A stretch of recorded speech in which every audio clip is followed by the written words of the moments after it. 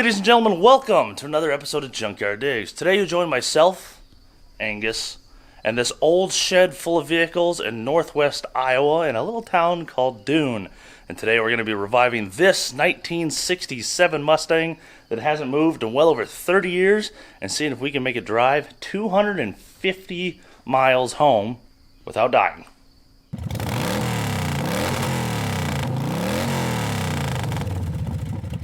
Alright, tractor's out of the way. Mowed the lawn here. Looking good. Pretty much have not looked at these at all, so let's go through it together. Mustang definitely has a custom paint job with a bunch of metal flake. I knew that these were either going to be really good or really bad, seeing that they were sitting in a shed on a dirt floor. They're going to be survivors or completely roached. Looks like this one roached. But I think that happened before it went in the shed. Ooh, yeah, she's pretty bad. Damn, that sucks. This one's a loss. Take a look inside. Frost plug, engine heater, some engine parts and stuff. Tape cassette, aftermarket radio, aftermarket steering wheel. It is a 5-lug wheel on this car, which means it was a V8 car. The 6 cylinders only had 4 studs. And thusly, here is our V8, which I believe to be a 289. I'm a little worried about the condition of this. There's a lot of mouse crap on it. So I gotta wonder if... oh, shit. We might be in for a long week. Also, there's no radiator. Someone ripped her out of here pretty quick. Trans lines are all screwed up and everything. Dude, she has got rust in the tap. Oh, God. No. There's no side of this car left, dude. It's buckled. Oh, is it too late to return it? Trade you for the tractor. You know what's funny? What's that? We brought pretty much every single part to put this Mustang back on the road and drive it home. And it's missing a radiator, it's stuck, and it's super rusty. We didn't bring anything for this Lincoln, because as previous episode with your Lincoln, we know there's no parts you can get for these, so we didn't even try. We just brought a trailer. I think this thing's going to flip the bill on us. Yep. I think you're right. Son of a bitch. Alright, well, let's start by pulling them out, eh? B. Get some air in these tires here, so we hopefully roll straight. Yep. Right here we got the chain hooked up to the truck, so once those tires are all aired up, we'll try to yank her straight out. What do you think?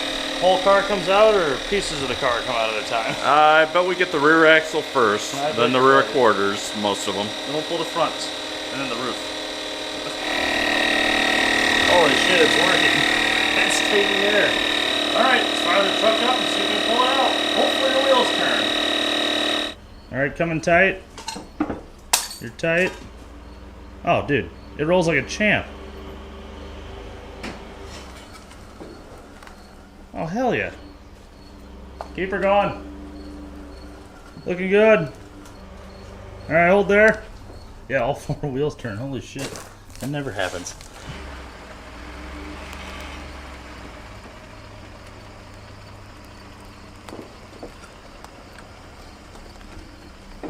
Oh, yes. Look at that. She's roached. Don't get me wrong. But, damn if that's not a 67 Mustang. Yep, this is the heartbreaking part. Like, we just saw the rust and we know this car is pretty damn bad, but you can't look at the face of that thing and tell me you don't love it. All it takes is time and money. Oh, yeah, that's what we have. Yeah, there's nothing left there. That's all Bondo. That corner of the car is absent without a leave. But damn if it doesn't have a cool looking grill and a neat hood. Rustang part 2? Rustang. Rustang. The tires spin, so that's big. We don't know if the motor spins yet.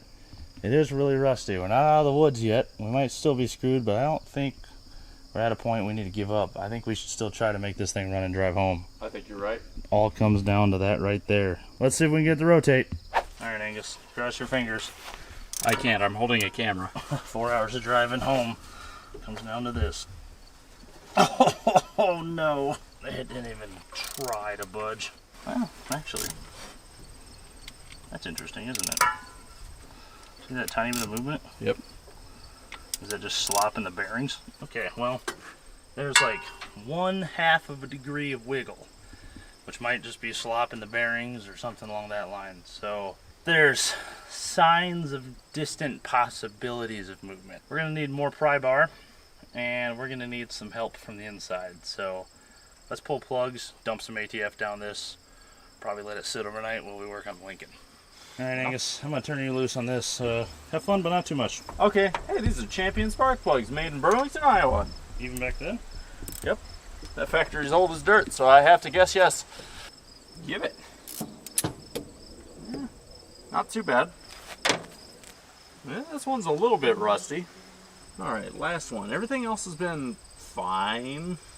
A little bit of moisture corrosion from the air, but... Oh! Okay, this one's pretty bad. Yummy!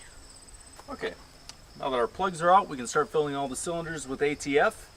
Fun little trick you can do with these narrow funnels is put a piece of fuel line on the end.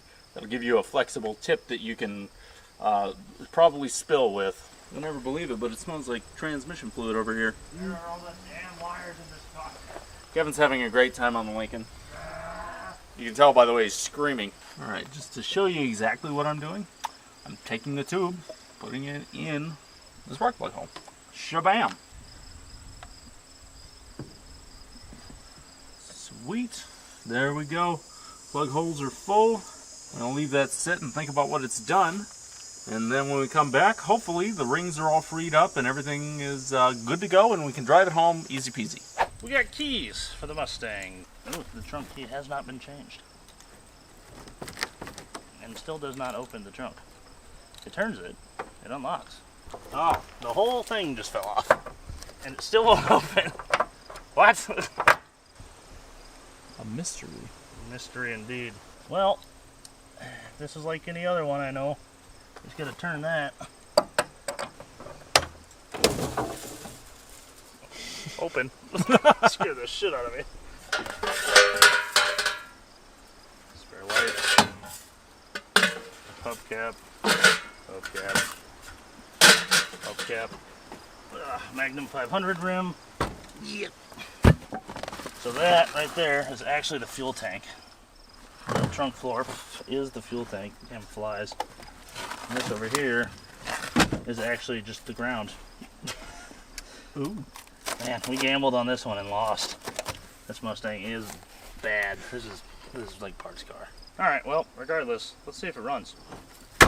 Yes. Good morning, ladies and gentlemen. You join us on day 2 where we're starting things off with the Mustang. We're going to see if we can get this sucker to spin over today. This is sat all night with the goo in it soaking. Oh, yes. It's free. It worked. Ew. You can hear the rust in the cylinders. Nice and easy.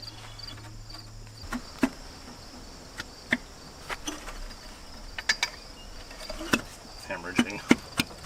Slowly working it through.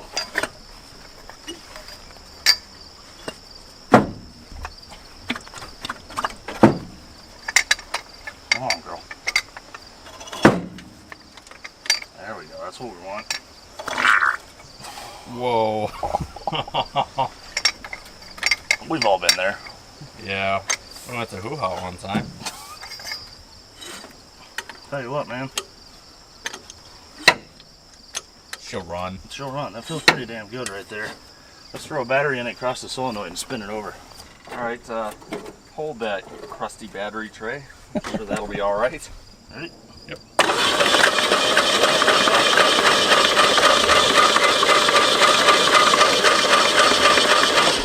She's happy and healthy, dude.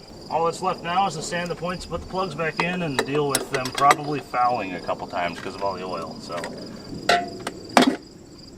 oh damn, that thing looks clean. Alrighty, we've filled the cylinders with some gasoline, and we've been flushing it out with that. Still a little vapor coming out, but not bad. She turns nice and free now. The idea of the gasoline is to get in there and mix with the oil and get all of that to a higher flash point so we can flush it out and hopefully evaporate it off and dry those cylinders out. Because if there's a lot of oil stuck in there, they're going to foul up these plugs a whole bunch, which is probably something we're going to be dealing with anyway. But that should minimize that. Time for points? Time for points. Pop her open. Now, there's either going to be points under here or ants. points. Yay. Only once in 7 years has it ever been ants, but that was a traumatic time. There was enough ants to go around. Dude, I just saw something. What's up?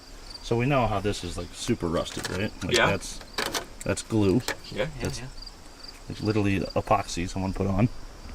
This fender's supposed to be straight up and down like this, and it leans out here because the shock tower is collapsing or pulling in or something.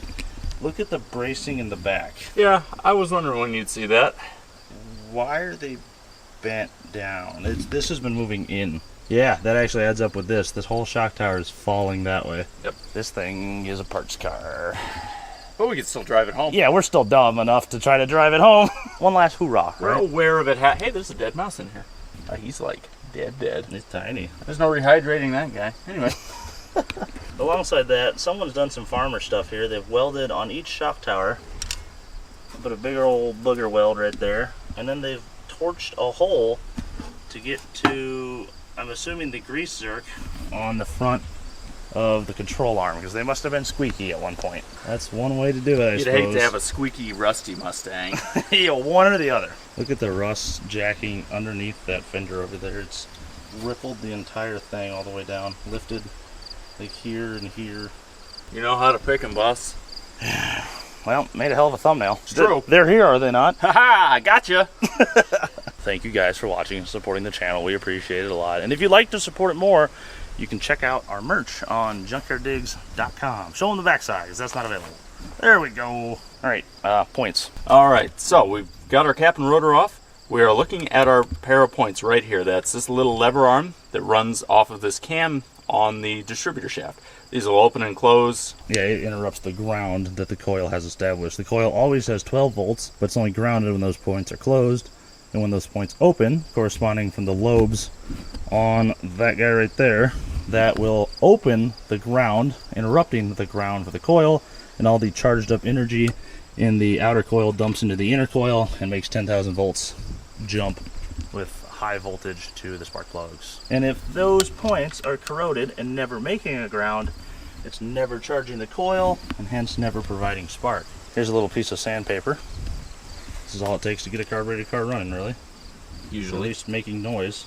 He's just gonna sand those a few tens of times, and then he's gonna wipe them off. And to do that, you can use a $5 bill, or as I realized yesterday, yeah, you just flip the sandpaper inside out, and it'll wipe off the dust somewhat decently. The best thing though is if you can get them open far enough, you get the corner of your finger down there and wipe all the dust off.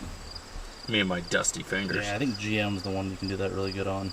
These Ford points they don't open very far. Either way, sand them, wipe them off, and once you have contact there on those carbon bits, they should be good to go. To test that, we would turn the key on. We don't have one, so we're going to run a jumper wire from our positive side of the battery to the positive side of the coil, and we will have spark and be able to test. Let's do that. 5 seconds later, as promised, wire running to the positive side of the battery. You got sparks when she hooks up. Yeah, we do. That looks good. Now when Angus opens those points, if they're clean, yep, there we go. We've got spark at the points, which means our coil, in theory, yep, Nice. excellent spark. And just like that, with plugs in, it should make noise. Let's do it. Yay! All right, ready to make some noise? Absolutely. Let's see, do we know if this carburetor is free?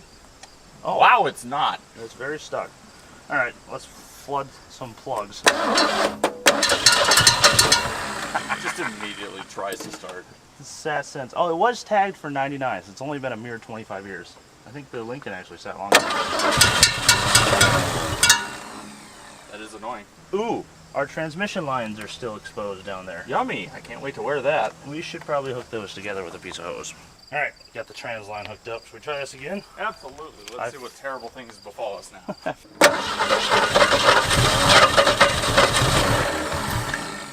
Whoa. It just like stopped for a second. And then kept going. Yep.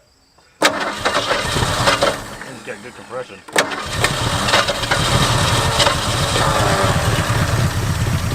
Nice. That's just downright running.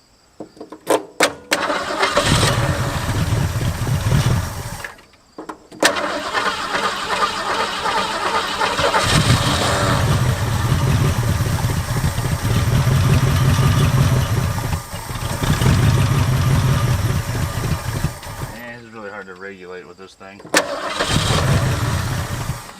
Well, carburetor? Yeah, let's swap a carburetor on this thing. Let's do it. That's the easy way out, but that motorcraft's junk, and every single time we've ever rebuilt them, it never works. They hate us. Activate Holly 2-barrel. Okay, fuel system's hooked up. We got it hooked up to a jar right now, so we can see how dirty it is. Let's see if it works. Hit her with a little fuel.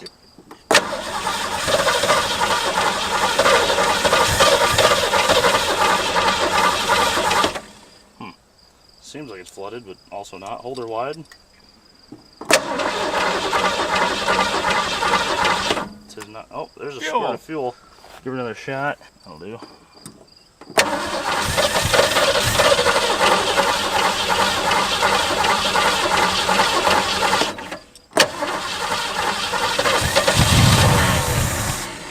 Okay, that's looking better. That's not bad. I don't see any chunks in it. Just a little varnish. That's good. Good for it. A little treat for the carburetor, as Bob would say. As Bob would say, exactly.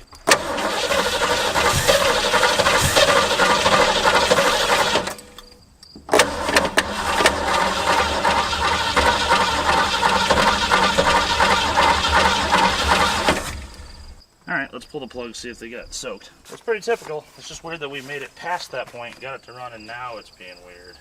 Well, she wasn't terribly flooded. Hold her wide open, Angus. Let's clear it out. A bit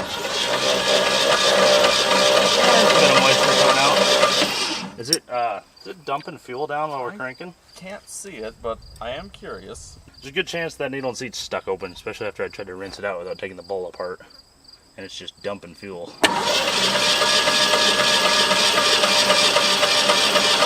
Anything? It appears that there is some fuel making its way in. Like dripping? Yeah. Okay, so it's flooding out. Alright, well, let's do it right this time. Take the carburetor off and flush it out. Interesting. Looks clean now. Ah, there it is. Yeah, that was a ton of fuel in there. I think that needle and seat's probably got some shit in it. Let's see if we can get her fixed. Alright, a quick carb rebuild. We got some new gaskets in a few places, stuff like that. This thing should be good to go now. Oh, that might have been part of it. Idle screws are only a quarter turn open. Spark plugs have all been cleaned off. The engine flushed out a bit. Spark plugs reinstalled. I'm going to go over there and try to set our float height. And I think it's going to do our crankage. Float height is very important when tuning carburetors because it determines the amount of fluid in this bowl. And there's a bunch of holes in the emulsion tubes as well as all the other circuits that depend closely on the relation of the weight of fluid in here, the hydraulic pressure on the bottom of the bowl that makes the level very important. So you want to make sure you get that dialed in. Go ahead, sir. Let's see if that'll do anything there. You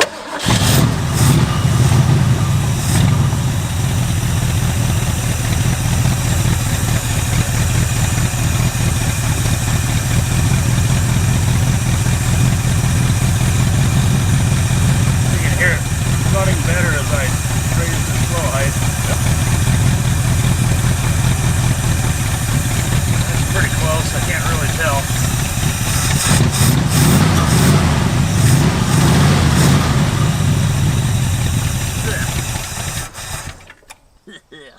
Yummy.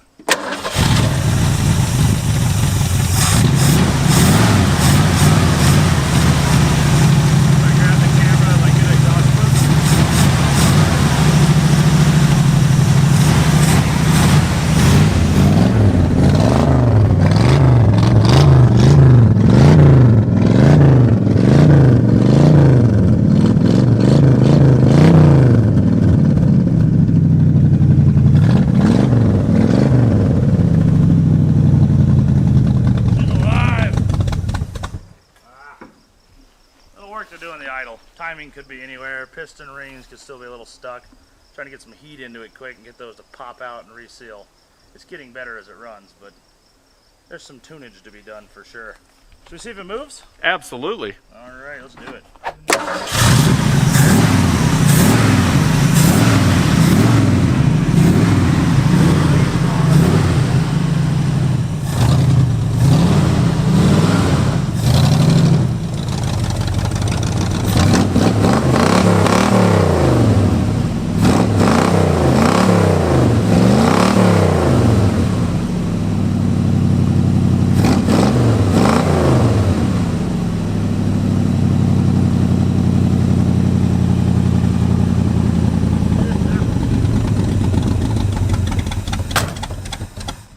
auto off feature is nice because I don't have a key since it's hot wired. Look at that, a Mustang. It definitely feels like a classic pony car when you're in there, revving it, full of smoke, loud exhaust. It's pretty fun. It's a shame it's such a pile of hot garbage. Yummy! Suddenly, it's raining a bunch. We're gonna see if, in classic Junkyard Digs fashion, we can take this opportunity to wash the car. Power steering works. Am I gonna hit anything? I can't see shit. Yep, keep it my way. All this rain is cold. I don't know where this turn is. There it is. Okay. I'm guessing. I'm completely guessing. Yeah, a little more my way. Oh, it's a big hole. Yep, you're clear of the hole by a mile. Okay, where's the trees in the yard? There's one straight in front of us to go my way. Alright. Let's see if we can get this thing cleaned up. Even a little would be nice. Look at this, what a view. A Mustang in the fields. We don't have a hose, but I found a bucket. Be clean. Actually kind of worked. Let's do that 100 more times. We don't have a hose or a form of pressure, but we can replace pressure with force. Basically the same thing, right? Yeah, you ever heard of velocity? Yes. You can tell it has pressure by the way the roof went ba-donk. She's gonna be fantastic, I'll tell you.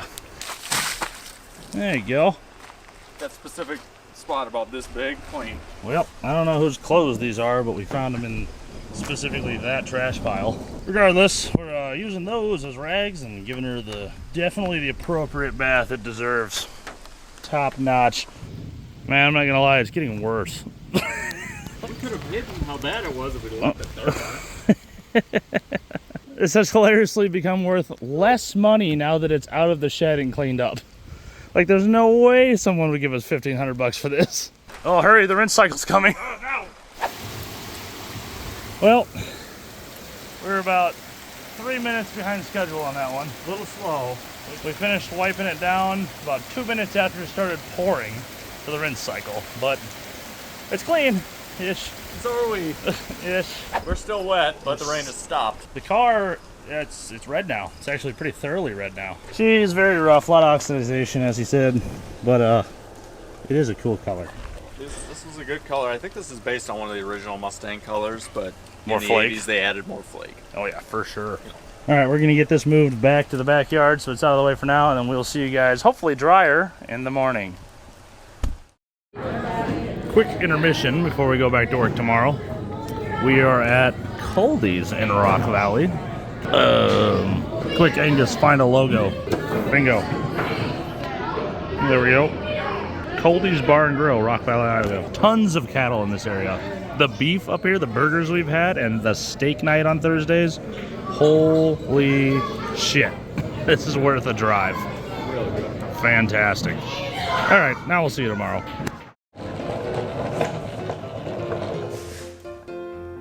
Real quick, we're going to take a 60-second pause to talk about the sponsor of today's video, Raycon and their everyday earbuds.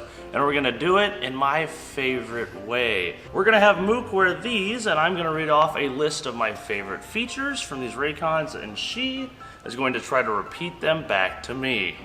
Ready for this? Yep. Here we go. All right, Mook, what do you feel like today? Metallica. Show them what you're listening to. Oh, it seems to be working. If you guys have bought a set of Raycons in the past, it might be time to consider an upgrade because these right here are the latest and greatest of Raycon's everyday earbuds. This right here is a baby hippopotamus. Sure. That can sit. You got it. You got it? No. Oh. These have all the same features as the old Raycons, These are the same seashells Aladdin has. but now offer multi-point connectivity, But the peanut butter tree.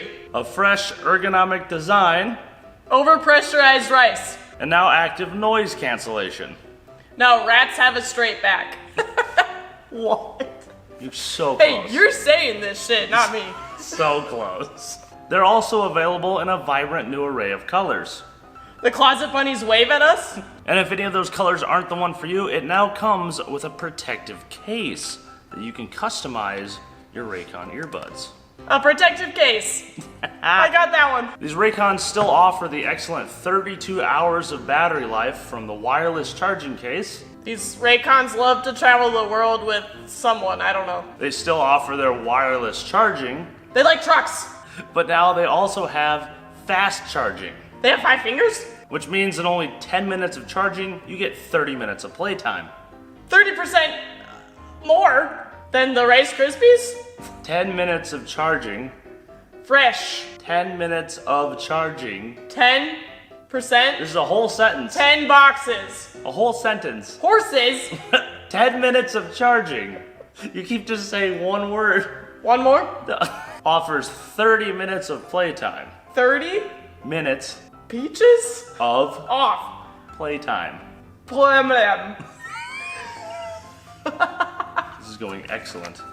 You're crazy. The new earbuds now offer a weatherproof IP66 rating and are sweat resistant.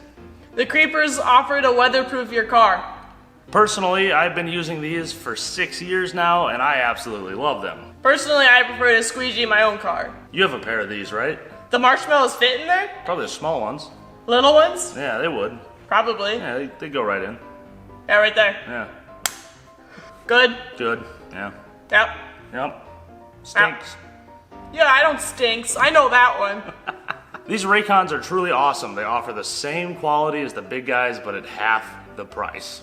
These Raycons will fit on 7 shelves. So if you guys want to check out a pair for yourself, click the link in the description below or go to buyraycon.com/JYD for 15% off. If you guys don't have all your toes, you need special shoes. Oh, plus free shipping. Free shipping! Yeah! All right, let's get back to the video. Go away. Yeah. Hey. Hi, Mom! This thing's still ugly. Man, I don't know what you're talking about. This is a great looking car. What's left of it. Today, in the sunlight, we can see all that flake in the paint, which is really motivating, right? All this flake in the paint? No, those are paint flakes. Oh. Regardless, Angus and I are all fired up, ready to go this morning. We're going to tear into the Mustang, or what's left of it, and make it have brakes so we can drive it for some reason. We're doing this for you. You're doing this to us. What are we doing? Signing our own death certificate, I think. I think you're right. Believe it or not, the underside, not much better than the rest of it. It's supposed to be frame right there.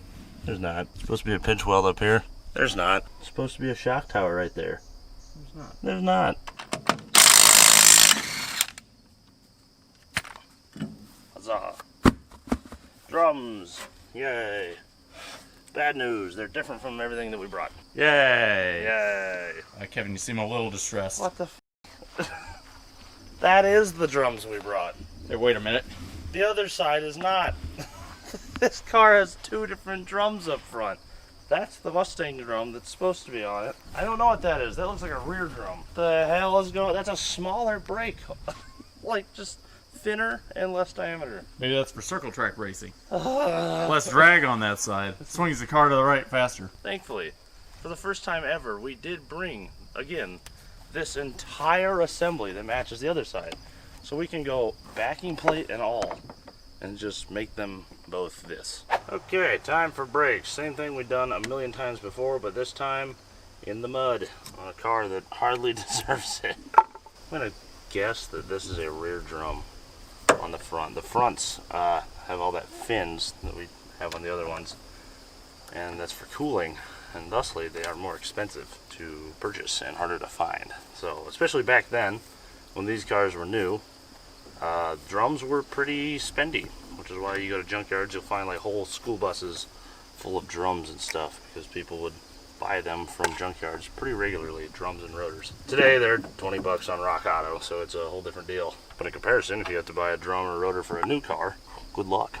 God, there's a big hole in everything. Oh, it's buckled right here. Dude, this thing is bad. You ever seen a Mustang break in half? You're about to. First set of train tracks, 2 Mustangs. Huh, it left the wheel bearing. That's a good sign. Pads are actually pretty damn good. They're bonded pads, so they're not super old. Look at that. Oh, good. The bearing and the race both turn on the spindle. Cool. Alright, got her cleaned off a little bit. This is something worth talking about. It's not something we see very often.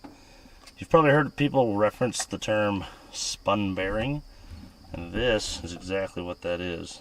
This inner race right here is not supposed to move. It's supposed to be like that, where just that outer shell and the bearings are the only thing turning, and thusly the friction is between this and that race. But in our case here, as you can see, everything spins, and that's not supposed to happen. When this happens, it will frequently weld this to the spindle. When it gets hot enough, it'll friction weld it on, and that'll also get hot enough to weld these bearings, and this whole thing will just weld solid, and the whole wheel will suddenly stop spinning.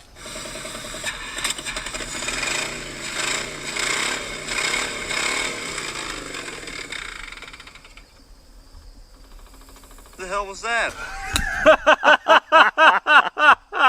Oh, no. Poor Dalton. Looks like he's having a lot of fun right now, too. Good. We love to share the love. I'm really excited to see how that video turns out. You can check him out, Pole Barn Garage. He's working on one of those. Ew. Speaking of nightmares, we have decided to make the swap to the brakes we brought along that Tom gave us off a customer car. These got more pad life. Most importantly, the inside here, nice and clean.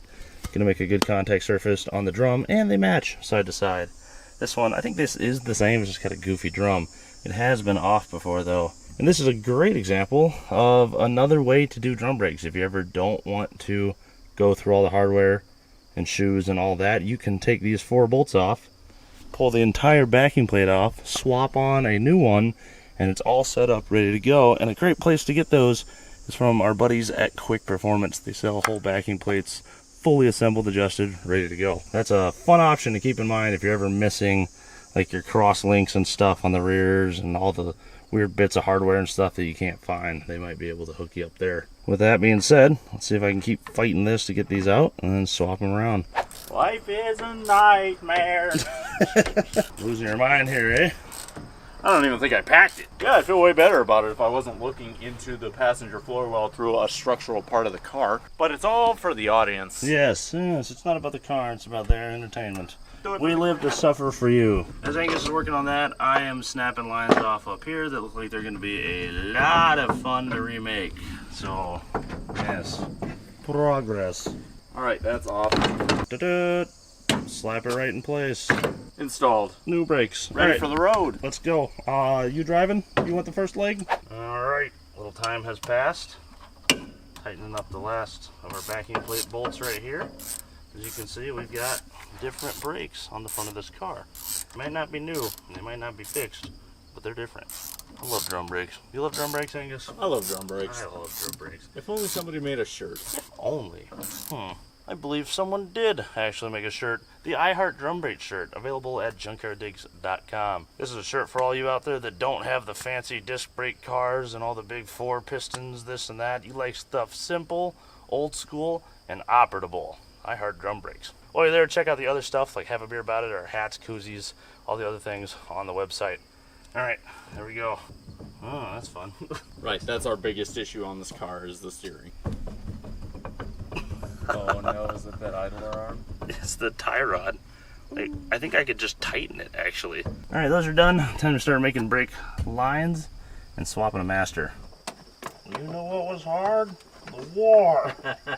What was that, like someone's grandpa that you knew in high school or something? Yep. Talking about like school or something. I was like, yeah, that class is hard. And he's like, you know what was hard?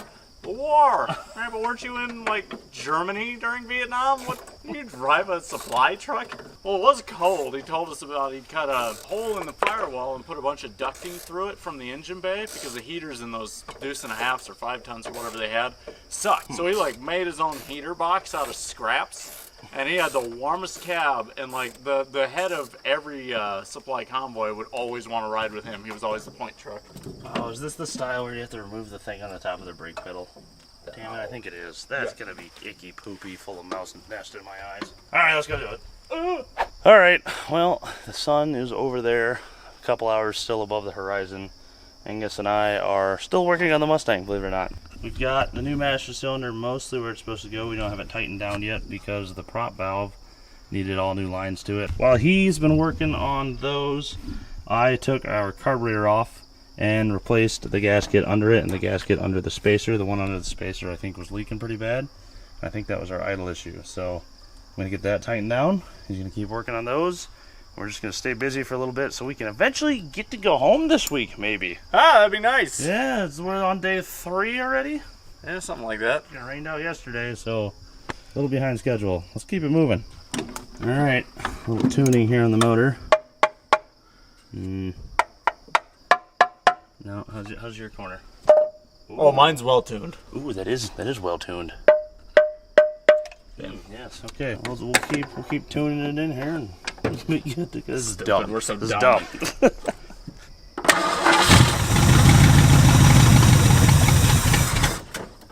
Come on.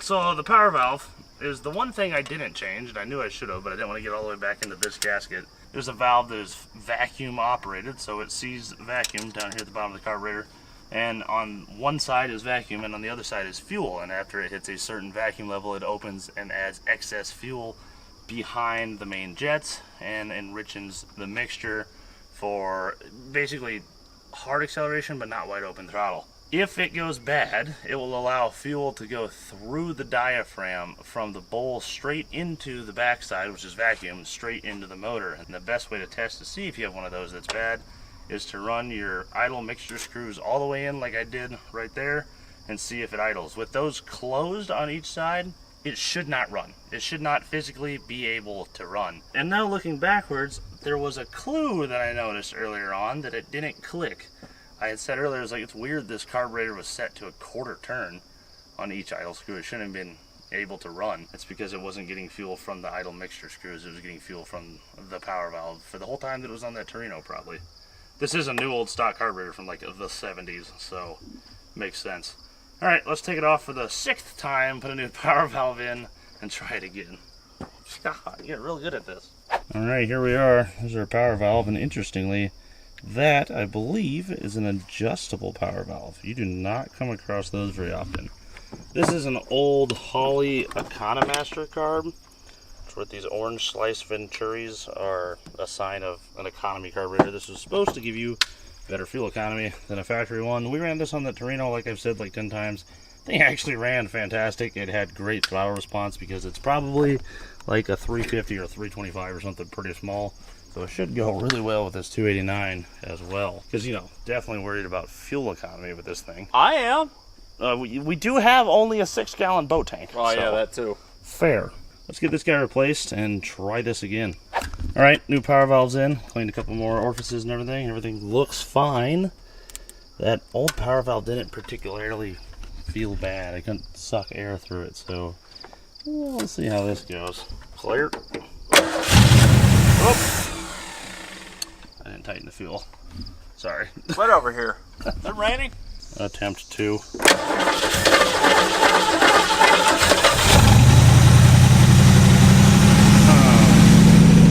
Hang on. Okay. Now, that's still all the way closed.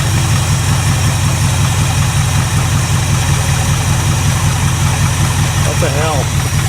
Alright, I don't know where it's getting the extra fuel from, but that is sitting there and idling perfectly, so maybe it was going good.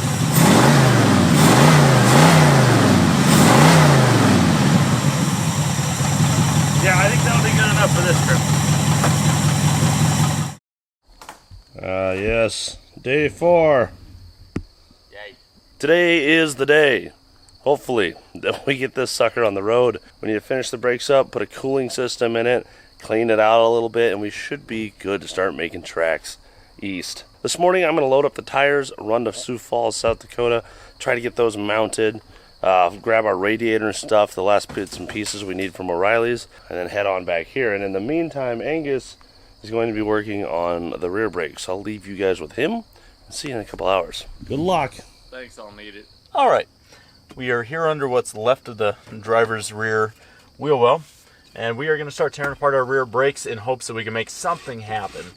On the bright side, this one feels like it's loose enough. Oh.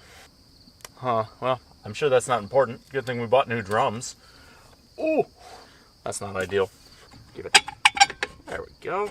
Come on, little buddy. Ew. Rusty. Well, that's fun. Yeah, this drum is, it's toast. I'm going to go through the parts we have, see what we absolutely need to replace, i.e. the wheel cylinder. Make sure our star wheel is loose, and then we'll button her all back up. I'm going to leave this side off when I'm done with it. That way I have a reference for when I do the other side, and vice versa. I'm leaving the opposite side untouched right now, so that I have a reference for this side if I tear it all apart and don't remember which spring goes where. Wow, this car is junk. This is just fiberglass. Seriously? Pull these guys out. And voila. We have a fully disassembled rear drum. Be sure not to lose this hardware. Very rarely does a new wheel cylinder come with the retaining bolts. There we go. Sweet. Alright. Let's get this cleaned up best we can. I'll see if I can find a wire brush or something to clean this all up before we start putting our parts back together. Oh, corn cob, you're the one. You make great jobs so much fun. Scrub-a-dub, scrub-a-dub. Clean drums with some corn. Look at how well that worked. Wheel cylinder's in place. I'm going to throw our loosely cleaned up pins back in. They are greasy, but they'll do. Alright, last spring on the rear driver's side brake. After this, we'll move to the passenger side. Ta-da! Just as easy as that. Nice. We will need to adjust these shoes out using our bottom adjuster star wheel. But for now, that should be good. Let's throw the drum on and move to the passenger side. Like a glove. Fantastic. Oh, hello there. I'm back, and I've got this, our factory bent radiator. Interestingly, this is an aluminum radiator. I was expecting it to be a copper or whatever. Either way, it fits in place perfect. Look at that. Ooh, now the front looks really fancy. You can see the aluminum behind the grill. Very nice. Alright, let's get some hoses on there, find some bolts in the grass or something, and bolt it down. Radiator is installed. In the meantime, Angus has finished up all of our brake lines. We got a new master cylinder, all new lines, all new hoses, which of course go to our new brakes, and actually new brakes front and rear, new drums, hardware, and shoes, and wheel cylinder. You might be justly wondering why the heck we're putting money into this thing. Well, it's because we've come up with a plan. This car, pretty much from the beginning, as we've said, is a parts car. But if we can find an inline 6, 67, 68 Mustang, we can take all the good stuff from this V8 and make that a V8 car. We've got the 8-inch 5-bolt rear end, the 5-bolt spindles for the front, the drive line, the V8 hood, and even, as I recently found while I was in here wiring up a new switch and a momentary button for the starter, one of the 289 fender badges, which is pretty cool. So yeah, we're only putting money into components of the car that we can later remove and put onto a different car and make one good V8 Mustang out of two meh cars. With that being said, if anyone has or knows of a 67, 68 inline 6 Mustang that is for sale in good shape, let us know. Not talking 10 grand, we're talking 4. On to the rears. On to the rears. Did you know that this floor is made up of partial road signs? I did not. This looks to be a caution sign. You gotta be kidding. Oh my god. Over the old carpet, I might add. This old sound deadener, they just put it over top of it. It's an old yield sign or something. No. Holy crap. Wait, what's this floor then? Oh, is that the torque box? No. I don't remember where the torque box is, but it's not there. Wherever it was supposed to be, it's gone. Oh, that's why our exhaust is so loud. Tube fall off. That's frustrating. That's weird. That thing closes perfect no matter how we twist this piece of crap. Remember that from when we hit the 3rd railroad crossing. It doesn't do that anymore. That'll be our indicator that something's changed. Angus is working on our rear brake lines. Last piece of the puzzle there. I have scavenged some hose clamps and a screwdriver. Well, I used to have a screwdriver. And I've also found an old Hunt's apricot can in the shed that I've cut the bottom off and cut down the side, and I'm going to use that to try to fix where our exhaust pipe was broken off the muffler. Wish me luck. Alright, there it is, the absolute epitome of my fabrication skills. Couple of hose clamps, apricot can, she's good to go. As pointed out earlier, we have this sign floor and nothing here. And then another sign floor, which is interestingly self-tapered to the, like, quote-unquote frame rail that this car has. That's supposed to be structural. And it's supposed to connect to, like, I'm assuming that stuff up there, I don't know, but it sure as hell doesn't. It's just self-tapered to that sign. So, yeah. And on top of that, it's also got a big rust hole, and it's been whacked a few times. It is not looking good. I'm gonna die. You can't have it stinky, deadly, and loud. Just 2 of the 3. While Angus is finishing that, I am gonna crawl underneath and do ourselves an oil change. Give this old 289 every chance it has at survival after sitting for... Actually, you know what? Do we know? No, we never checked. Last tagged for 99, so 25 years. Dang. That was a rough 25 years. Oh my god, Angus wasn't kidding. The inner fender here had rusted out, so they just made it out of Bondo and fiberglass. Look at that. Holy shit. Man, this thing was Bondo bucket slapped together like nothing I've ever seen. I bet it looked good for like a week at least. Yeah, maybe till it rained for the first time. I don't mean to worry anyone, but I just noticed the sway bar links are a little rusty. Yes. Black gold. Doesn't smell very gassy, and I don't see a lot of metal flakes in it, so I think the motor is healthy. I think the drive line's healthy, which is good, because that's literally all this car's good for. Got our rears bled up, moving to the fronts now. Noticed a couple leaks. I think we should be all set, eh? Yeah, A. B. C even. Jeez, nuts. Aren't you glad you quit your engineering job at a nice air-conditioned clean desk? E for engineering. There we go. The Mustang is officially down off the jack stand, sitting on its new tires, all new brakes. Throwing the engine oil in right now, and we are good to give this a try. Mildly unpleasant time at times. But it could have been way worse. It could have been so much worse. The motor could have been like really stuck. We could have had stuck valves. We could have had broken anything in there. Could have had a transmission that didn't work. Yeah, could have brakes that were all stuck. Oh God, yeah. This thing rolled right out of the shed. I keep forgetting that. Not then- to mention the weather. Oh God, it's been fantastic. It was supposed to be hot and unsufferable. It's been low 80s, cool breeze. This has been pretty damn good. Let's get some oil in this and fire it up and see what she does. All right, minus some much necessary interior cleaning, this thing should, in theory, mechanically, be ready to go. Let's find out.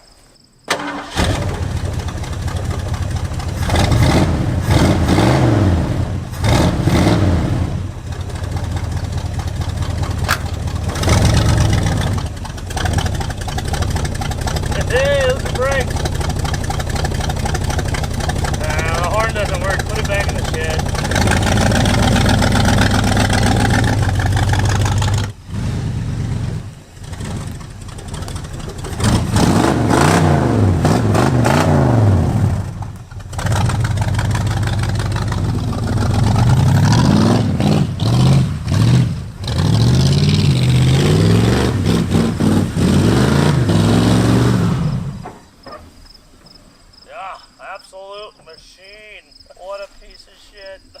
on in. We'll go for a disappointing ride together. Great. What an automobile you have here, sir. Yeah. If it drives anything like it looks, we're definitely going to die.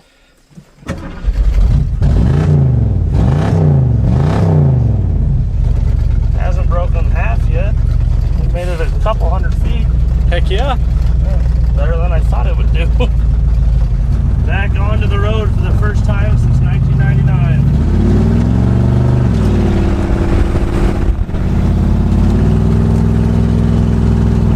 There's a lot of smoke in here. Holy cow. We might want to go back to that garden hose. Oh yeah, we never filled this, did we? No, we filled it. We did? I just think it's on fire. Oh, good.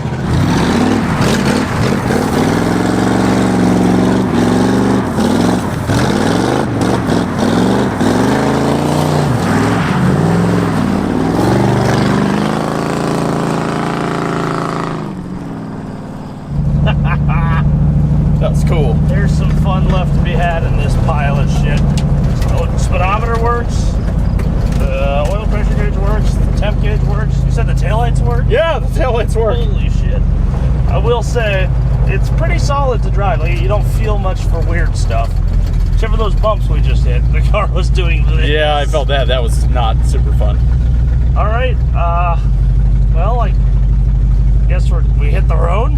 Good to go. I guess. Alright, let's do it. I'm sweaty. Time to start the terrible part. I'll have AC for that part. I'm looking forward to that. Alright, well, for better or worse, here goes this. This is it. This is me filming the end of Kevin. I didn't even look. Do I have seatbelts? I don't think I do. Oh my god, this is dumb. Odometer reads 79,492.1. Oh, this is stupid. Don't do this. Don't get a trailer. We literally made a video showing a truck that was arguably less structurally rusty than this car. And the point of the video is that these cars should not be on the road, and you should be cognizant of that and make wise decisions. Much unlike myself right now in this thing. It is doing it. It is leaving the farm on which it was abandoned. And it is on its way towards leaving the county and driving 4 hours across Iowa to give up all of its good bits and pieces for an inline 6 car somewhere to become this. Used to, like, you get in an old car, it usually rides smoother than the F-150 or new stuff. This one doesn't. This one rides way worse, which is scary. I know any one of these bumps in the gravel road could be its last, and subsequently mine. Alright, here we go. First railroad crossing. Please don't break in half. Oh, we've done it. We've made it across the tracks. We might survive after all. Alright. 10 miles to town. Also, it doesn't really stink as bad as I thought it would in here. Got all the windows open, so that helps a lot. Actually, they're not all open. The rears are still up, but I might leave it that way because they may be structural panes of glass. Oh, I forgot to say goodbye to the farm I'll see. Oh well, that's fine. I think we're going to see it again next week. And I think you guys might see it again. Okay. Alright, the car's still together. Second gear. Third gear. This is pretty okay. You can tell that the camera on that wheel up there is off because it's, collapsing into the vehicle. And it does pull a little to the right, but other than that, this is not bad. We're just cruising along. Holy shit, we're doing it! The world's rustiest Mustang is successfully beginning a 4-hour trip home. Oh, rumble strips! Oh, they're light little vibrations, but enough of them will bring it apart, I'm sure.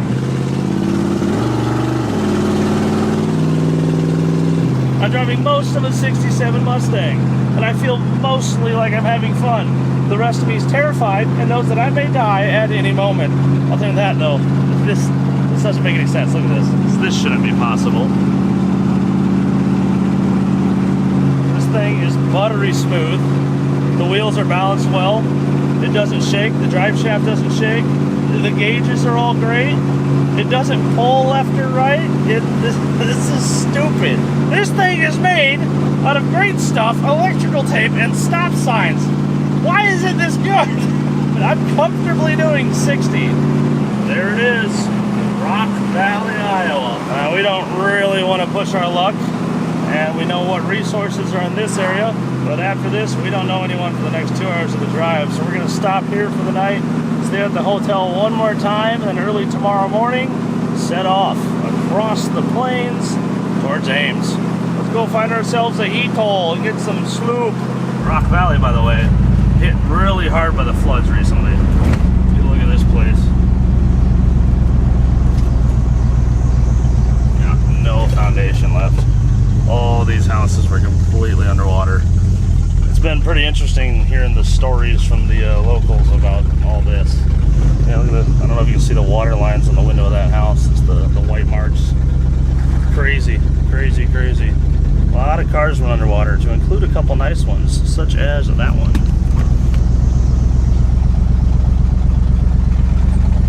Yeah, we might have to come back to town sometime if I can figure out who that is and get a hold of them. Just realized both of my blinker indicators work perfectly, and so do the wipers at both speeds. Holy shit.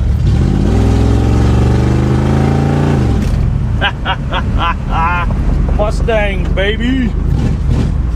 Yeah, I don't think I have to worry about anyone stealing this one. We've made it to the hotel, which means for the first time in a billion thousand years, the Mustang is back in town and under its own power, which is ridiculous. We're gonna go get a night of rest so that tomorrow we can hit this early and have the whole day to deal with probably having to weld this back together in some farmer's barn. See you guys in the morning.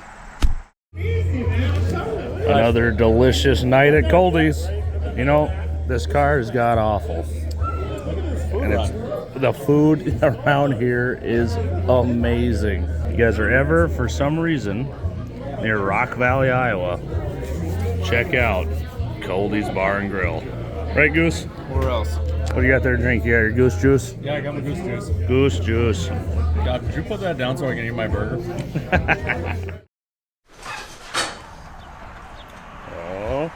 Oh. Ah, son of a bitch, it's still there. That's too bad. 4 hours home? 4 hours home. Let's do it. Let's try. Step one. We forgot to put this on. I don't know how I'm alive. It's going on immediately. I deem thee immortal. Look what I found this morning. Took a little work to get it to move. I have a seatbelt. Give it a pump. That's just dumb.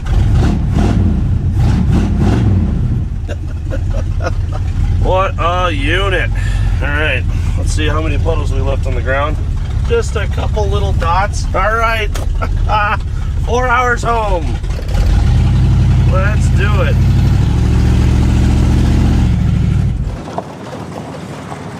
Quite the machine you got there. You want to trade? Absolutely not. Not a million years. No chance in hell. All that. Nah.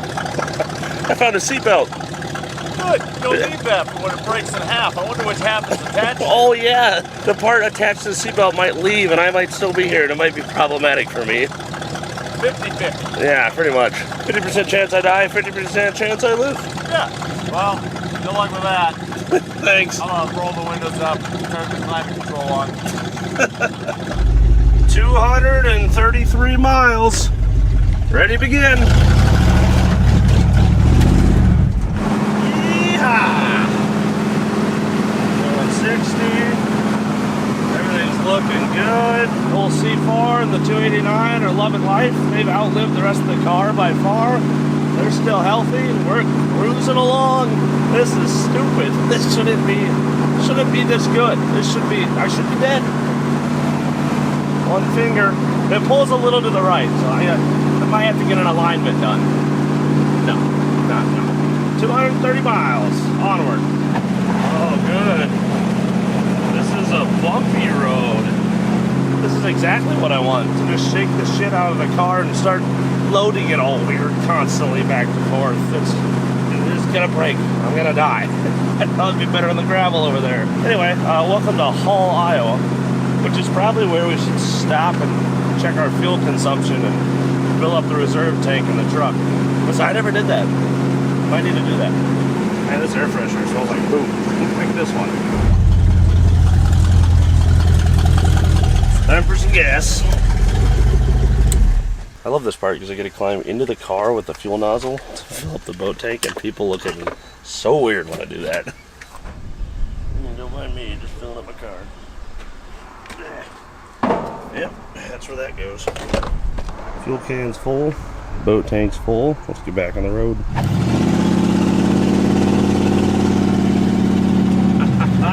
This is so stupid.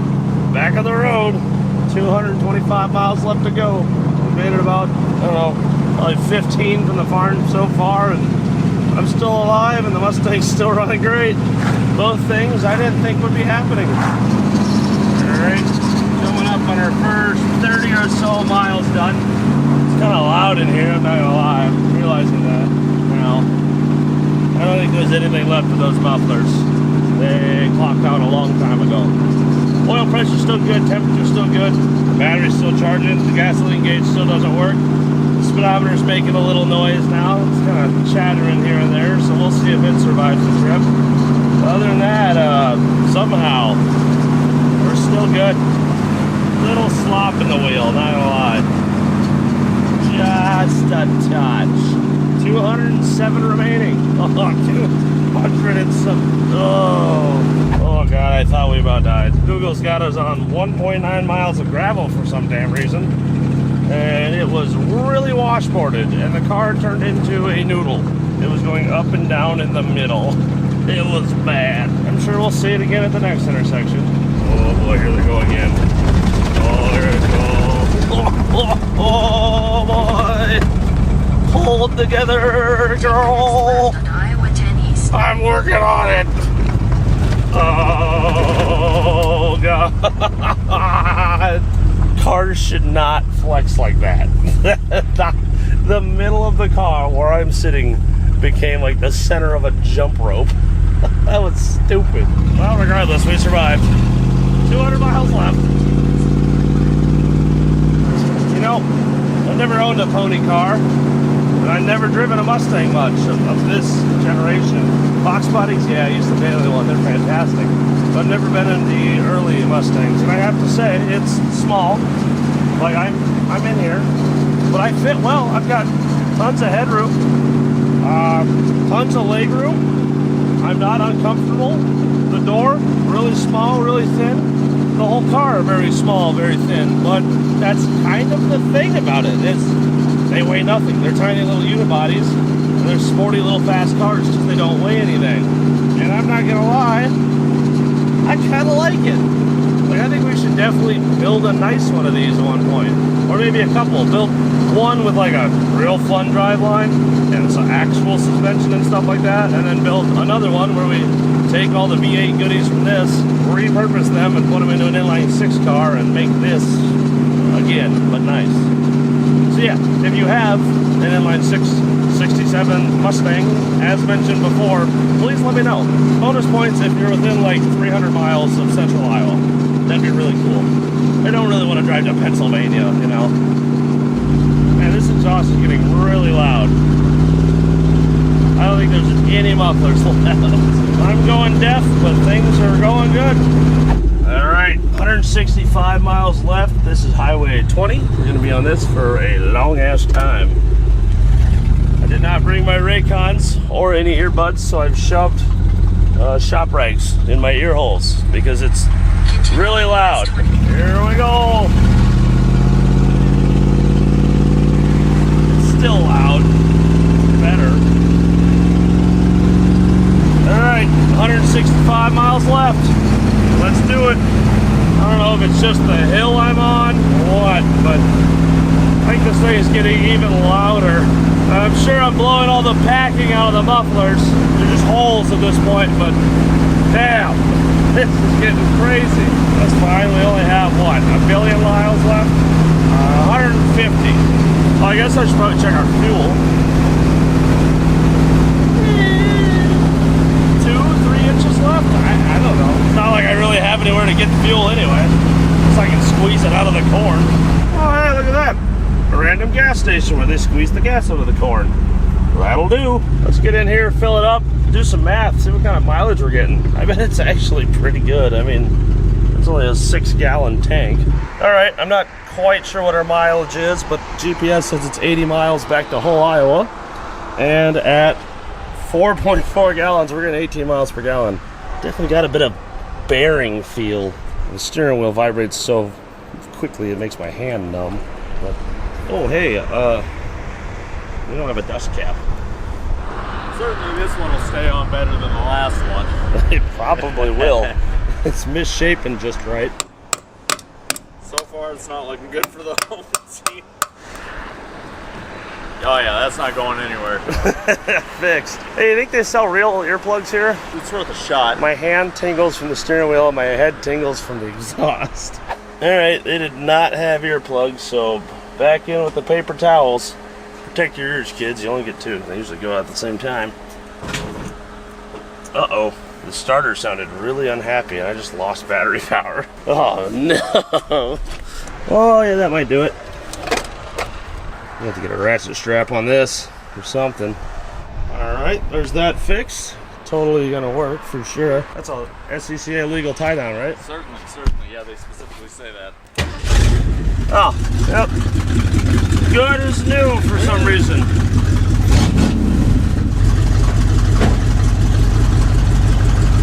That's checked. You'd hate to lose the hood. It's about the only good thing on the car. We're already like halfway home, which is not how that math works at all, but that's what I'm gonna tell myself. There we go.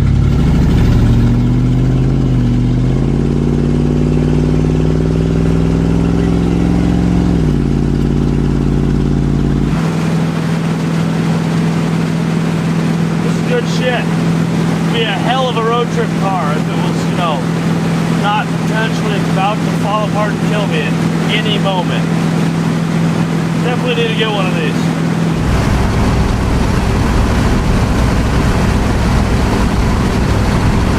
I bet this old girl never thought she'd see that number again.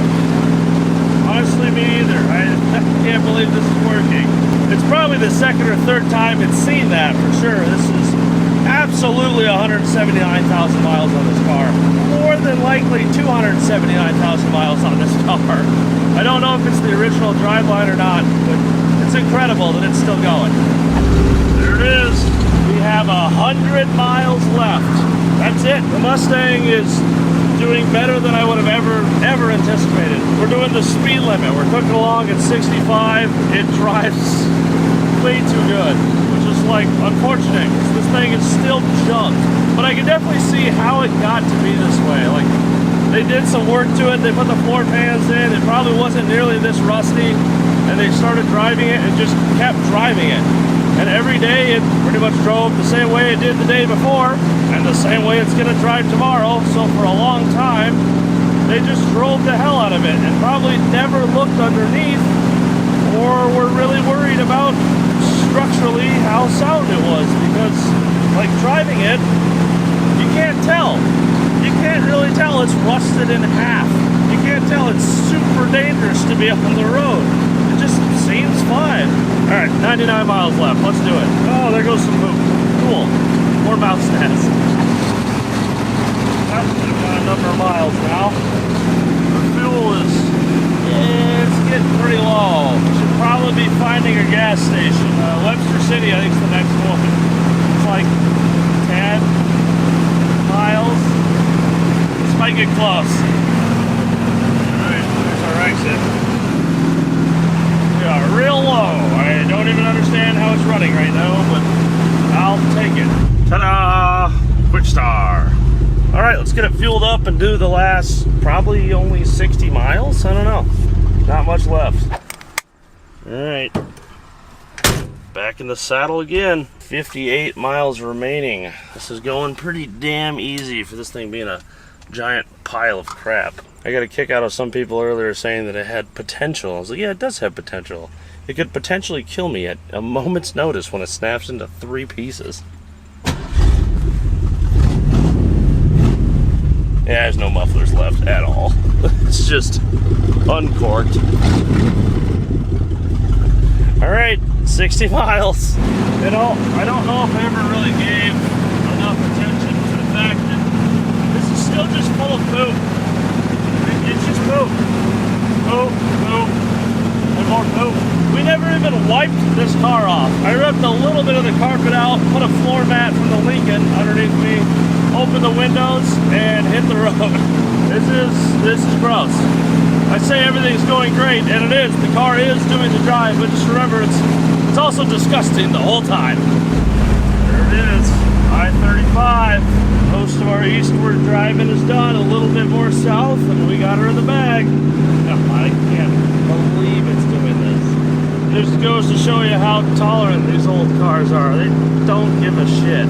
Granted, if you were to daily one of these, I would do the U-joints and fluids and other consumable items to keep it running reliably, but for a one-way trip, you can pretty much slap these things together and go. It's not what you should do. Don't build a car out of road signs. Just do it right. Be safe. Be smart. Don't do what I do. Just do what I say. That 701, 70 mile an hour. Unfortunately, becoming a little more confident with this thing. Still terrifying, though, when it's made out of popsicle sticks, essentially, but it's doing it. About 20-something miles to Ames. Let's finish it out. Alrighty. Just a few more miles, and the Mustang will have pulled it off. Steering's pretty loose.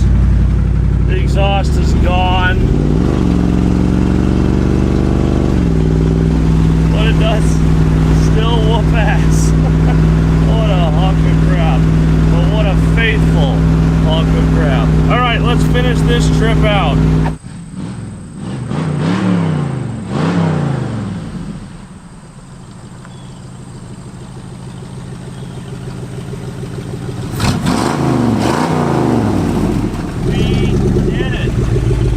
I can't hardly believe that.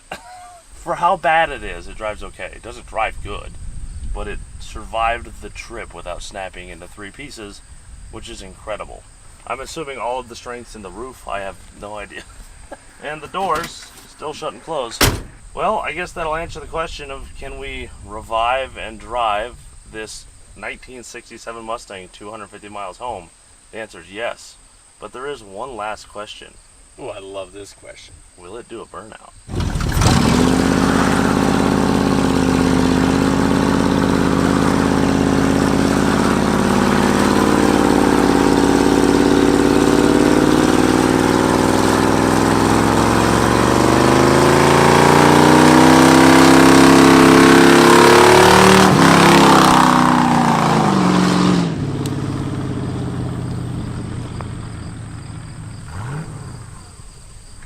Well, there you have it.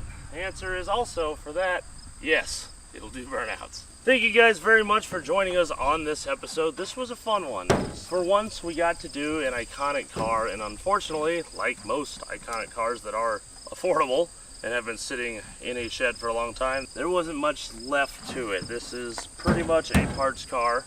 I would love to pull the driveline out of this and put it into an inline 6 car, as we've said many times. So if you have one that you want to sell, or you know of one sitting in a shed somewhere, shoot us an email at junkyarddigs1@gmail.com. Besides that, the best way to support the channel is to check out the merch at junkyarddigs.com. I hope you guys enjoyed. We'll see you right here next week for another one. That is, in fact, a posi traction car. Alright, we'll see you guys next time. Peace of rusty shit. What a nice, safe drive. Well, I think we found the weird bearing noise. That one's almost worse. Note to self, if the dust caps start falling off. Those were tight when we left. Well, nothing the pliers can't fix. Right.